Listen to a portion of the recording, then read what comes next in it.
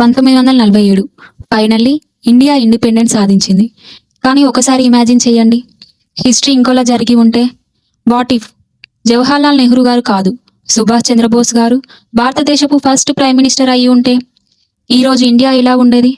సుభాష్ చంద్రబోస్ గారు తన బోల్డ్ లీడర్షిప్కి చాలా ఫేమస్. ఫ్రీడమ్ అనేది అడిగి తీసుకునేది కాదు, ఫైట్ చేసి సాధించాల్సిందే అని ఆయన నమ్మేవారు. అందుకే ప్రైమ్ మినిస్టర్ అయ్యి ఉంటే మొదటి నుంచే నేషనల్ సెక్యూరిటీ, మిలిటరీ మానిటరైజేషన్ మీద ఎక్కువ ఫోకస్ పెట్టి ఉండేవారు.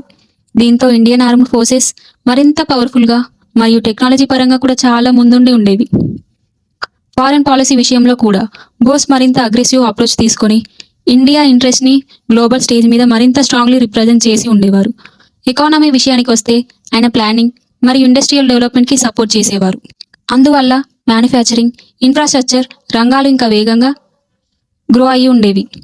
ఇండియా ఫాస్టర్ ఇండస్ట్రియల్ నేషన్గా మారి ఉండేవేమో. కానీ కొత్తగా స్వాతంత్రం పొందిన దేశాన్ని నడపడం అంత ఈజీ కాదు. వైవిధ్యం, ఆర్థిక సమస్యలు, రాజకీయ విభేదాలు ఇవన్నీ అప్పటికి పెద్ద ఛాలెంజెస్గానే ఉండేవి. అయితే ఒక ప్రశ్న, ఇండియా మరింత పవర్ఫుల్ మిలిటరీ నేషన్ అయ్యి ఉండేదా? ఎకానమీ ఇంకా ఫాస్ట్గా గ్రో అయ్యి ఉండేదా? అయితే లేదా కొత్త ప్రాబ్లమ్స్ ఎదురయ్యి ఉండేవా? దానికి ఆన్సర్ మనకు ఎప్పటికీ తెలీదు. But one thing is certain, history అనేది కేవలం జరిగిన విషయాల గురించే కాదు, జరిగి ఉండే పాసిబిలిటీస్ గురించి కూడా. మరి మీరేమనుకుంటున్నారు? సుభాష్ చంద్రబోస్ గారు భారతదేశపు తొలి ప్రధానమంత్రి అయ్యి ఉంటే ఈరోజు భారత్ మరింత శక్తివంతమైన దేశంగా ఉండేదా, లేక కొత్త సవాళ్లు ఎదుర్కొని ఉండేదా? మీ అభిప్రాయాన్ని కామెంట్లో చెప్పండి.